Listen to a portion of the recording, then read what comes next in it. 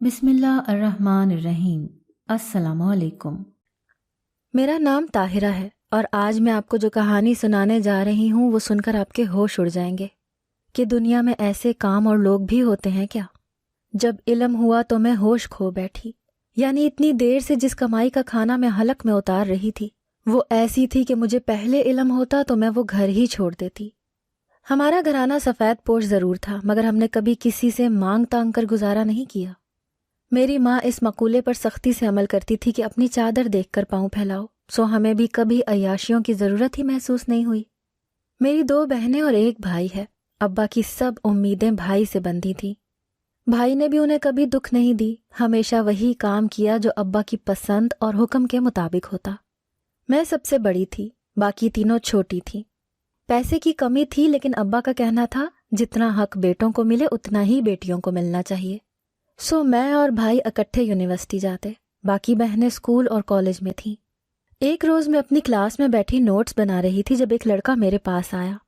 طاہرہ، آپ کو اویس بلا رہا ہے۔ اویس میرا بھائی تھا اور حیرت ہوئی کہ وہ کیوں مجھے بلا رہا ہے، آج تو وہ یونیورسٹی ہی نہیں آیا۔ میں نے دل میں سوچا اور پھر ایک سر تا پیر نظر اس لڑکے کو دیکھا۔ اویس کیوں بلا رہا ہے مجھے؟ خیریت؟ اس سے کہہ دیں کہ میں ابھی لیکچر تیار کر رہی ہوں، بعد میں آ جاؤں گی، میں نے پر اعتماد ہو کر کہا۔ میں نہیں جانتی تھی کہ وہ شخص ایسے جھوٹ کیوں بول رہا ہے بھلا، جبکہ اویس آج صبح ہی کسی کام کے سلسلے میں ابو کے ساتھ گیا تھا۔ نہیں، وہ ابھی یونیورسٹی آیا۔ ویسے تو آپ اس کی بہن ہیں، لیکن آپ کو علم نہیں کہ وہ یونیورسٹی آیا ہی نہیں تھا، ابھی آپ کو بلا رہا ہے۔ اتنا کہہ کر اس نے مجھے جگہ بتائی اور چلا گیا۔ میں نے جلدی سے اپنا سامان سمیٹ کر بیگ میں ڈالا اور بھاگتی ہوئی اس جگہ پر پہنچی۔ سامنے واقعی وہ بائک کے ساتھ ٹیک لگا کر کھڑا تھا۔ کیا ہوا؟ سب خیریت ہے نا؟ تم تو صبح کام سے گئے تھے، پھر اتنی جلدی واپسی؟ میں نے پریشانی سے پوچھا کیونکہ میرا دل بے حد گھبرا رہا تھا۔ میری چھٹی حس مجھے بار بار کچھ غلط ہونے کے اشارے دے رہی تھی۔ ہاں نا، سب ٹھیک ہے، چلو میں گزر رہا تھا، سوچا تمہیں بھی گھر لیتا جاؤں۔ اتنا کہہ کر اس نے بائک پر بیٹھ کر کک ماری اور مجھے بیٹھنے کا اشارہ کیا۔ رنگت اس کی بھی نچڑی ہوئی تھی، وہ لاکھ نارمل ہونے کی کوشش کر رہا تھا مگر اس کوشش میں ہلکان ہوئے جا رہا تھا۔ میں چپ کر کے بیٹھ گئی۔ جلدی کیوں واپس آ گئے؟ اور یہ بائک کس کی ہے؟ میں نے دل میں مچلتے سوالوں کو ادا کیا۔ وہ ابا کا بلاوا آ گیا تھا ہیڈ آفس سے، سو واپس آنا پڑا، اور یہ بائک میرے دوست کی ہے۔ مجھے تسلی سے جواب دے کر وہ دوبارہ موٹر سائیکل چلانے لگا۔ میں بھی کچھ پرسکون ہو گئی۔ میرے ابا ایک دفتر میں کلرک تھے، سو اس طرح کی واپسی اکثر ہو جایا کرتی تھی، لیکن جب میں گھر پہنچی تو علم ہوا اس طرح کی واپسی پہلی مرتبہ ہوئی ہے۔ پہلے کبھی وہ اس طرح نہیں لوٹے جس طرح آج 4 کندھوں پر لوٹے تھے۔ میرے ابا کو راستے میں ہی ہارٹ اٹیک ہو گیا تھا جو مہلک ثابت ہوا۔ میں حیرت سے ششدر ہو کر اماں اور بہنوں کو روتے دیکھ رہی تھی۔ مڑ کر جب ایک نظر بھائی کو دیکھا تو وہ بھی اپنی سرخ ہوتی آنکھیں جھکا گیا۔ میں شاید ساری عمر ویسے ہی کھڑی رہتی اگر محلے کی ایک عورت مجھے پکڑ کر نہ بٹھاتی۔ آپ یقین جانیں دنیا میں بہت بڑے بڑے دکھ ہوں گے مگر ماں باپ کے جانے کے دکھ سے برا دکھ کوئی نہیں۔ جب ابا کا جنازہ اٹھایا جانے لگا تو وہاں ایک قیامت برپا تھی۔ اماں تو بے ہوش ہو چکی تھیں اور ہم بہنوں پر بھی بار بار غشی کے دورے پڑ رہے تھے۔ خیر، وقت کی یہی اچھی بات ہے کہ وہ رکتا نہیں، سو وہ وقت بھی نہیں رکا اور ایسے پھر سے اڑتے ہوئے ہماری خوشیاں بھی دبوچ لے گیا۔ ابو کے 7ویں پر ہم سپارے پڑ رہے تھے جب ایک رشتہ دار خاتون نے وہیں بیٹھے بیٹھے اپنے بیٹے کا رشتہ میرے لیے ڈالا۔ ہم سب حق دک اس عورت کی ڈھٹائی دیکھ رہے تھے کہ بھلا ایسے بھی ہوتا ہے، باپ کو گئے ابھی 7 دن نہیں ہوئے اور وہ ایسے رشتہ لائی بیٹھی ہے۔ رشتہ بھی کہاں لائی، میرے باپ کی مرگ پہ؟ مجھے انتہائی غصہ چڑھا۔ اماں تو چپ ہو گئی مگر میرے لیے ناقابل برداشت تھا۔ خالہ، ہمیں یہ رشتہ قبول ہے لیکن منگنی کی رسم تمہارے گھر کی کسی مرگ پر کریں گے، ٹھیک ہے؟ میں جانتی تھی کہ میں بہت سخت الفاظ اور بدتمیزی کر رہی ہوں مگر ایسے لوگوں کو یوں ہی نمٹا جا سکتا تھا۔ وہ عورت تو مجھے سخت سناتے ہوئے وہاں سے روتی ہوئی نکل گئی۔ اس کے جانے کے بعد مجھے احساس ہوا کہ خود کے پیروں پر میں کلہاڑی مار چکی ہوں، بلکہ پیر ہی جا کر کلہاڑی پر دے مارا ہے۔ اس عورت نے پورے خاندان میں میری ایسی برائیاں کی کہ خدا دشمن کو بھی وہ وقت نہ دکھائے۔ ارے میں نے تو رشتہ ڈالا تھا، سوچا یتیم بچی ہے کون بیانے آئے گا، مگر مجھے کیا علم تھا کہ ایسے بے عزت کر کے نکالے گی وہ پڑھی لکھی۔ پورے خاندان میں میرے خلاف طرح طرح کی باتیں مشہور ہو چکی تھیں۔ میں سب لوگوں سے پوچھنا چاہتی تھی کہ میرا ایسے کہنا تو برا لگا ہے، کیا ان کا اس وقت ایسی بات کرنا درست تھا؟ چلیں ہمدردی میں کر لی، مان لیا۔ اور جو رشتہ لائی تھیں اکلوتے بیٹے کا، کیا کسی کو علم نہیں؟ 35 سالہ ایب نارمل مرد جو بچوں کی طرح باتیں کرتا ہے، بھلا ایسی ہمدردی چاہیے تھی مجھے؟ مگر وہاں ایسا کوئی نہیں تھا جس سے میں پوچھتی اور وہ میری بات کا جواب دیتا۔ لیکن اس سے ایک کام ضرور ہوا تھا، میں پورے خاندان میں بدنام ہو گئی۔ میرے کردار کے علاوہ میری بہنوں پر لوگ انگلیاں اٹھانے لگے، یہاں تک کہ اس عورت نے اس قدر آگ لگائی کہ کسی رشتہ دار نے بھی ہمارے گھر آنا چھوڑ دیا۔ ہم ایسے حالات میں تھے جب ہمیں ان سب کی ضرورت تھی، مگر کئی مرتبہ ایک پریشانی اپنے پیچھے 1000 پریشانیوں کو کھینچ کر لاتی ہے۔ ہمارے ساتھ بھی یہی ہوا۔ میں نے یونیورسٹی جانا چھوڑ دیا۔ اب پڑھ کر کیا کرتی؟ ہم سب کو پڑھانا تو ابو کا خواب تھا، جب وہ ہی نہ رہے تو کیسے خواب؟ بھائی آدھا دن یونیورسٹی جاتا اور باقی کا آدھا دن ایک ورک شاپ پر لگا دیتا۔ میں نے گھر پر ہی ایک چھوٹا سا پارلر کھول لیا جس میں میری ایک سہیلی نے بہت مدد کی، مجھے کچھ پیسے ادھار دیے جن سے میں تمام سامان خرید لائی۔ بہنوں کو میں کچھ بھی نہیں کرنے دیتی تھی کہ وہ صرف پڑھیں۔ کیا ہوا اگر میں نے ابو کا خواب ادھورا چھوڑ دیا؟ لیکن میں اپنے بہن بھائی کو ایسا نہیں کرنے دوں گی۔ اماں بھی کروشیے کا کام کر لیتی تھیں۔ بھائی ان کے بنائے ڈیزائن ایک دکان پر دکھا کر آیا تو انہوں نے اماں کو بچوں کی فراکوں کا آرڈر دے دیا۔ مجھ سے چھوٹی بہن بچوں کو ٹیوشن پڑھا دیا کرتی تھی اور میرا پارلر بھی صحیح چل رہا تھا۔ دن میں کوئی ایک عورت تو آ ہی جاتی تھی۔ ابو جب تھے اس وقت ہمیں کمانے کی فکر نہیں تھی، ہم جانتے تھے کم یا زیادہ جتنا بھی ہے ابو ہمارے لیے کما کر لائیں گے۔ مگر ان کے جانے کے بعد گویا سر پر بنی چھت ہی گر گئی ہو۔ ہم سب مل کر اتنے زیادہ کمانے والے تھے مگر پیسے میں برکت نہیں تھی۔ کچھ اچھا پکا لیتے تو کھانے کا دل نہیں کرتا، ابو یاد آ جاتے اور سب لوگ بے دلی سے کھانا حلق میں اتارتے۔ اب ہمیں خرچوں کی فکر نہیں تھی مگر دل ڈرنے لگا تھا۔ اماں ہر وقت پریشان رہتی، ان کے مطابق اب خاندان میں کوئی بھی میرے لیے رشتہ نہیں بھیجے گا۔ اکثر اوقات تو وہ مجھے ڈانٹ دیتی، کیا ضرورت تھی بلا وجہ زبان درازی کرنے کی؟ بیٹیوں کو بہت سنبھل کر رہنا ہوتا ہے، کوئی ایک آدھ جملہ جو ان کے منہ سے نکلا ہو اس کا خمیازہ اکثر پورے گھر کو بھگتنا پڑتا ہے۔ میں چپ کر جاتی اور سوچتی کاش اس وقت بھی چپ کر گئی ہوتی، اتنی جذباتی بننے کا نتیجہ دیکھ لیا۔ جب مجھے لگا کہ ہماری پریشانیاں کچھ کم ہو رہی ہیں تبھی ایک اور بم سروں پر آ گرا۔ مجھ سے چھوٹی بہن کا رشتہ پھپھو کے بچپن میں ہی طے کر رکھا تھا۔ میری بہن اور ان کا بیٹا ہم عمر تھے۔ ایک دن پھپھو اچانک آ گئی، اتوار تھا اور ہم سب گھر میں موجود تھے۔ یہ پہلی بار تھا کہ ابو کی وفات کے بعد کوئی ہمارے گھر آیا ہو، اسی لیے اماں کی ہدایات عروج پر تھیں۔ طاہرہ چائے بنا لاؤ، اویس یہ لا دو، آمنہ پھپھو کے لیے بستر بچھاؤ، بس اسی طرح کے فکرے ہمارے کانوں میں پڑ رہے تھے۔ اماں بہت خوش تھیں کہ چلو کسی کو تو ہم یاد ہیں۔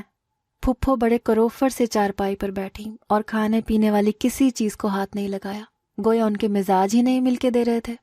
دیکھو بھائی رشیدہ، بھائی جب زندہ تھے تب کے معاملات اور تھے، لیکن ان کے جاتے ہی سارے پردے کھل گئے۔ یہ کہتے ہوئے پھپھو نے مجھے دیکھا، پھر دوبارہ سے اپنی بات جاری کی۔ میں نے تو بھائی کی محبت میں آمنہ لے لی تھی، مجھے کیا علم تھا کہ یہ لڑکیاں ایسے سر جھاڑ منہ پھاڑ ہوں گی۔ پھپھو کے علاوہ پورے کمرے میں خاموشی تھی۔ کیا کہہ رہی ہو فضیلہ، کیا کر دیا میری لڑکیوں نے؟ اماں نے بے خبری سے پوچھا، ورنہ خود ان کا دل بھی چند لمحے دھڑکنا بھول گیا تھا۔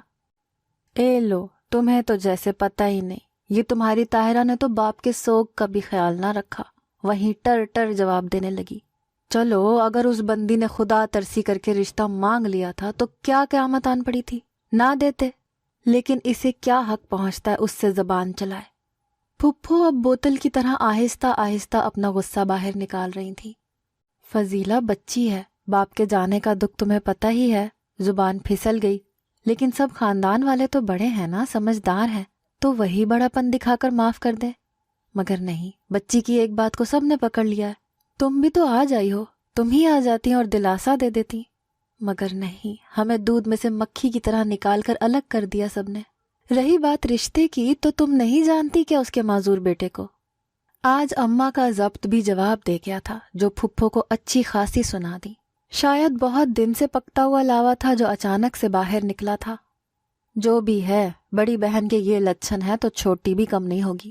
ویسے بھی میں نے اپنے بیٹے کا رشتہ طے کر دیا ہے، جلد ہی اس کی منگنی کر دوں گی، پھر سسرالی اسے دبئی بھجوا دیں گے، زندگی بن جائے گی۔ تمہاری بیٹی بھی آؤں تو سارا خاندانی تھو تھو کرے گا۔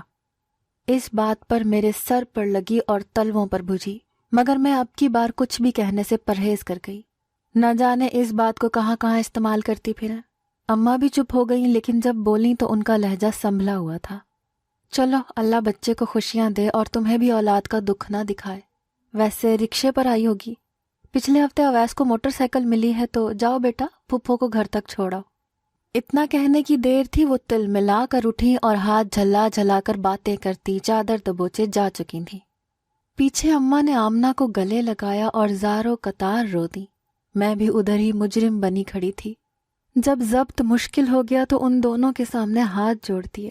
سب سے پہلے آمنہ نے میرے ہاتھ کو تھاما اور کہنے لگی، بات جی یہ تو ہونا ہی تھا، جب سروں پر باپ نہیں رہتے تو ہر انسان گدھ کا روپ دھار لیتا ہے۔ تم پریشان نہ ہو، تم نے صحیح کیا تھا، مجھے دکھ نہیں ہے۔ اور تو اور پھپھو کا وہ رنگین بیٹا مجھے ویسے ہی پسند نہیں تھا، اچھا وہ خود ہی جان چھوڑ دی۔ مجھے آمنہ پر اس لمحے ٹوٹ کر پیار آیا۔ پھر اماں نے بھی مجھے دلاسا دیا کہ اب اس معاملے میں گھر میں کوئی بات نہیں ہوگی، اور جو کچھ ہوا اس میں طاہرہ کا کوئی قصور نہیں۔ یہی سب ہونا تھا، بلکہ اچھا ہوا سب لوگوں کی اوقات پہلے دیکھ لی۔ زندگی معمول پر واپس آ گئی تھی۔ اب نہ ہم نے کسی سے کوئی تعلق رکھا تھا، نہ ہی کوئی ہمارے گھر آتا تھا۔ ایک روز میرے لیے ایک رشتہ آیا، بہت اچھا خاندان تھا، لڑکا باہر رہتا تھا۔ میری امی کو وہ رشتہ میرے لیے بے حد مناسب لگا اور منگنی ہو گئی۔ منگنی کے بعد لڑکے نے 1-2 مرتبہ مجھ سے بات چیت کرنے کی کوشش کی، مگر میرا دل نہیں مانا کہ گھر میں بہنیں ہیں وہ کیا کہیں گی، سو انکار کر دیا کہ شادی سے پہلے بات چیت نہیں کر سکتی۔ اماں سب سے زیادہ خوش تھیں، بیٹھے بیٹھے کہنے لگتی، دیکھا کیسا رشتہ آیا میری بیٹی کے لیے، سب کیسے منہ بھر بھر کے اسے گالیاں دیتے تھے، اور اب دیکھو بھلا، لڑکا باہر کے ملک میں رہتا ہے، اوپر سے اچھا سلجھا ہوا خاندان ہے، نند دیکھیے اس کی کتنی پیاری ہے، ماشاءاللہ اچھا خاصا کماتی ہے۔ وہ تو میری طاہرہ کے قصیدے ہی پڑھتی جا رہی تھی۔ بس اب شادی ہوگی تو دیکھنا پورا خاندان انگلیاں منہ میں دبائے پھرے گا۔ میں اماں کی بات پر مسکرا دیتی، لیکن میرے اندر ہی اندر آمنہ کے لیے دکھ بھی تھا، جس کا اظہار میں نے اماں سے کیا تو انہوں نے چپ کروا دیا کہ تمہاری شادی یہاں ہو جائے تو دیکھنا آمنہ کے لیے بھی کیسے رشتے آتے ہیں۔ بھائی نے تو سب سے پہلے شادی سے انکار کیا کہ بہنوں کو بیاہے بغیر میں گھوڑی نہیں چڑھوں گا، جس پر اماں اس کی بلائیں لیتی نہیں تھکتی تھیں۔ چونکہ میرے منگیتر ملک سے باہر تھے، سو نند اور ساس نے ہی سارا سلسلہ دیکھا اور میری منگنی کے بعد شادی کی تاریخ پکی کر گئیں۔ سب کچھ اتنا اچھا اور مہنگا تھا کہ ہم سب اشتیاق سے بار بار شاپ پر کھول کر دیکھتے۔ اس کے علاوہ گولڈ کی جیولری بھی منگنی پر ڈال کر گئیں۔ ہم سب بہت خوش تھے۔ اماں تو جلدی سے میری شادی کرنا چاہتی تھیں بس، سو 3 مہینوں بعد میری شادی کی تاریخ پکی ہو گئی۔ شادی کی تیاریوں میں وقت کا پتہ ہی نہیں چلا۔ اماں بار بار مجھے اپنے پاس بٹھا کر ماتھا چومتی اور سسرال میں رہنے کا سلیقہ بتاتی۔ میرے ساتھ کبھی کبھار باقی بہنوں کی شامت بھی آ جاتی اور اماں انہیں بھی بتاتی کہ سسرال میں بہت سوچ کر رہنا پڑتا ہے، اپنے ہر قدم کو دیکھنا ہوتا ہے، کوئی غلطی یا کوتاہی کی گنجائش نہیں ہوتی۔ ہم سب سر ہلا کر اماں کی نصیحتوں کو سنتے۔ بالآخر وہ دن بھی آ گیا جب مجھے اس گھر سے رخصت ہونا تھا۔ میری ساس اور نند نے جہیز لینے سے انکار کر دیا کہ ان کے گھر سب کچھ ہے، مگر بھائی نے پھر بھی جتنا ہو سکتا تھا میرے لیے کیا۔ رخصتی کے وقت مجھے بہت رونا آیا۔ سارا بچپن میری آنکھوں کے سامنے گھومنے لگا، کیسے اس صحن میں اماں ابا کے ساتھ کھیلتی رہی، ابا گود میں اٹھا کر جھولتے تھے، گھر وہی تھا، صحن وہی تھا، مگر نہ ابا رہے تھے نہ ہی میرا بچپن۔ ہر لڑکی پر رخصتی کا وقت بہت بھاری ہوتا ہے، سو میرے لیے بھی اتنا ہی بھاری تھا۔ صادق شادی سے 2 روز پہلے ملک واپس آئے تھے۔ میں نے انہیں جیسا سوچا تھا وہ بالکل ویسے ہی تھے، خوبصورت، محبت کرنے والے، خیال رکھنے والے۔ ولیمے کی تقریب بھی بہت زبردست ہوئی، اور سب سے اچھی بات، میری شادی کے 2 دن بعد ہی آمنہ کے لیے بھی رشتہ آ گیا۔ میری زندگی مکمل طور پر بدل چکی تھی، ایسے جیسے زندگی کی تمام خوشیاں میری مٹھی میں قید ہو گئی ہوں۔ صادق میرا بہت خیال رکھتے تھے اور میری ہر خواہش کو پورا کرتے۔ میں بھی ان سے بہت خوش تھی۔ اماں بہانے بہانے سے پوچھتی کہ اپنے گھر میں خوش تو ہونا، اور میں سر جھکا کر اس بات میں سر ہلا دیتی۔ میری شادی کا پہلا مہینہ بہت خوبصورت گزرا۔ 1 ماہ بعد میں نے صادق سے پوچھا، آپ کی چھٹیاں کب ختم ہوں گی؟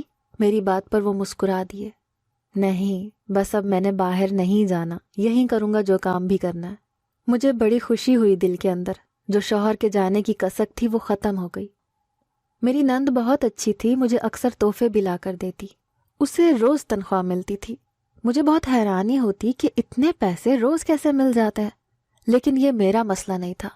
میں اچھا کھا پی رہی تھی، گھر والوں کی مدد کر رہی تھی، میرا شوہر میرے پاس تھا، مجھے اور کیا چاہیے تھا بھلا؟ زندگی بہت آرام سے گزر رہی تھی۔ میری شادی کے 6 ماہ بعد میری نند کے لیے بہت اچھا رشتہ آ گیا۔ سب لوگ اس رشتے سے مطمئن تھے۔ لڑکا لبنان میں ہوتا تھا۔ لڑکے کے پاکستان آنے پر منگنی اور شادی اکٹھی رکھی گئی، لیکن لڑکے کو آنے میں ابھی سال تھا۔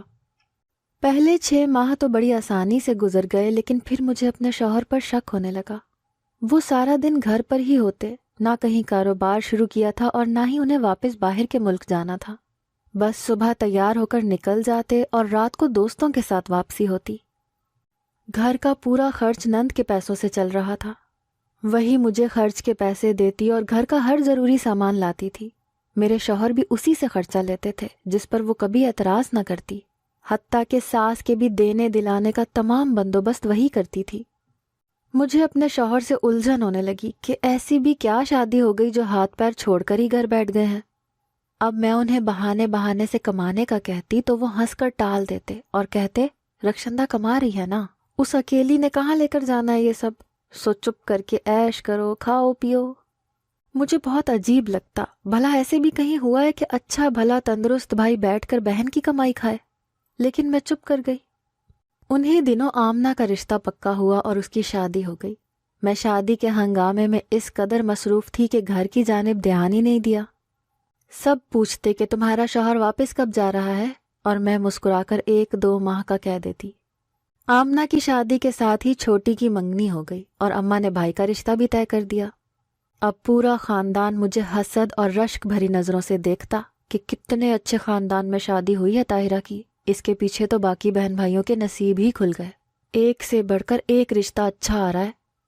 باقی سب کی باتیں تو میں مسکرا کر سن لیتی، مگر میرے اندر کوئی مجھے کچوکے لگا رہا ہوتا۔ بھلا ایسے اچھے خاندان میں شادی کر کے کیا کرنا جس کا مرد نہیں عورت کماتی ہو؟ خیر چپ کر جاتی۔ مجھے کبھی کبھی حیرت ہوتی کہ صادق اتنا عرصہ پھر ملک سے باہر کیسے کمانے چلے گئے، حالانکہ انہیں تو اٹھ کر اپنی جرابیں تک خود اتارنے کی عادت نہیں تھی۔ آمنہ کی شادی کے بعد نند کی بھی شادی ہو گئی۔ اس سب سے میں خوش بھی تھی، کیونکہ میری نند تو بہت اچھی تھی، میری اور اس کی بہت اچھی دوستی ہو گئی تھی۔ مگر میں اندر ہی اندر پریشان تھی کہ اب نند کے بعد گھر کا خرچ کون چلائے گا، کیونکہ صادق سے کوئی امید رکھنا بالکل فضول تھا۔ رخشندہ نے اپنی رخصتی کے وقت آہستہ سے میرے گلے لگتے ہوئے کہا، بھابھی میری جگہ تو خالی ہو جائے گی، ایسا کرو میری جگہ تم نوکری کر لو۔ میں بہت خوش ہوئی، کیونکہ میری ایک پریشانی ختم ہو چکی تھی۔ دوسری صادق کے کمانے کی فکر تھی، لیکن میں چپ چاپ صبر کیے گئی۔ اب جو بھی تھا مجھے گھر خود ہی بسانا تھا۔ میں ایک مرتبہ پھر اپنے گھر والوں کو تانوں کی زد میں نہیں لا سکتی تھی۔ شادی کے ہنگامے تھمے تو میں کسی کو بتائے بغیر نند کے ٹیکسٹ کیے گئے پتے پر پہنچ گئی۔ وہ ایک کھنڈر نما عمارت تھی۔ جب جا کر میں نے نوکری کے متعلق معلومات لیں تو میرے سر پر آسمان آن گرا، کیونکہ وہ تو ایک ایسا کاروبار تھا جس کی ممانعت ہمارے دین میں سختی سے کی گئی تھی۔ ان کے دفتر کی ایک پوری چین تھی جس میں بہت سے لوگ، خاص کر لڑکیاں کام کرتی تھیں۔ مجھے جان کر حیرت کا دھچکا لگا، کیونکہ نند کچھ اور نہیں بلکہ بھیک مانگتی تھی۔ ہاں، روز برقع پہن کر وہ بھیک مانگنے جاتی تھی۔ میں جو اتنے عرصے سے جوان برقع پوش لڑکیوں کو بھیک مانگتے دیکھتی آ رہی تھی اور ان پر افسوس کرتی تھی کہ بیچاری نہ جانے کیسے مجبور ہو کر آئی ہیں، تو وہ بالکل غلط تھا، بلکہ ان کا ایک مکمل کاروبار تھا۔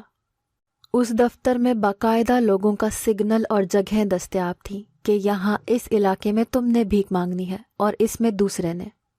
میں شل دماغ کے ساتھ واپس آئی اور آتے ہی نند کو فون ملایا۔ میری بات سن کر وہ چپ ہو گئی، پھر کہنے لگی، بھابھی جن گھروں کے مرد نہیں کما سکتے ان گھروں کی عورتوں کو ہی کچھ نہ کچھ کرنا پڑتا ہے۔ بھائی کبھی بھی ملک سے باہر نہیں گئے، بس رشتہ لینے کی خاطر ایسے بولا تھا۔ مجھے معاف کر دیں، لیکن میں بھی مجبور ہوں، پڑھی لکھی نہیں ہوں، پھر اور کیا کام کر سکتی تھی؟ اور بھائی بھی میرے کام کی حقیقت جانتے ہیں۔ میں نے چپ کر کے فون رکھ دیا اور صادق سے پوچھا تو ان کے جواب نے مجھے وہیں پر جامد کر دیا۔ تو مانگ لو بھیک، یہاں کون سا کسی کو پتہ چلے گا؟ میری بہن بھی تو مانگتی تھی نا۔ اس جواب پر میں گھر واپس آ گئی اور اماں کو ساری حقیقت بتا دی۔ انہوں نے مجھے آرام سے کہہ دیا کہ ایسی جگہ واپس جانے کی ضرورت نہیں۔ اگر تمہارا شوہر کماتا ہے تو ٹھیک، نہیں تو میری بیٹی مجھ پر بھاری نہیں ہے۔ اس وقت مجھے اپنی ماں پر بہت پیار آیا کہ ہر مشکل وقت میں انہوں نے مجھے سہارا دیا۔ میں تقریباً 2 مہینے میکے میں رہی۔ 2 ماہ بعد صادق آئے اور مجھ سے معافی مانگی کہ مجھے معاف کر دو، میں تمہارے بغیر نہیں رہ سکتا۔ میری ساس نے بھی اماں سے معافی مانگی کہ انہوں نے جھوٹ بول کر اپنے بیٹے کی شادی کی۔ وہ وقت تھوڑا مشکل تھا لیکن کٹ گیا۔ میرے بھائی نے صادق کو اپنے ساتھ ہی کام پر لگا لیا اور اب میں اپنے سسرال واپس آ چکی ہوں۔ چاہے دیر سے ہی صحیح، مگر میرے شوہر راہ راست پر آ چکے ہیں اور مردوں کی طرح کمانے بھی لگے ہیں۔ چاہے وہ کمائی تھوڑی ہے مگر میرے لیے بہت بابرکت ہے۔ اگر آپ کو ہماری آج کی کہانی پسند آئی ہے تو اس ویڈیو کو لائک کریں اور زیادہ سے زیادہ شیئر کیجیے۔ اس طرح کی مزید اچھی اور سبق آموز کہانیاں سننے کے لیے ہمارے چینل کہانی بازار کو سبسکرائب کرنا نہ بھولیے گا۔ فی امان اللہ، اللہ حافظ۔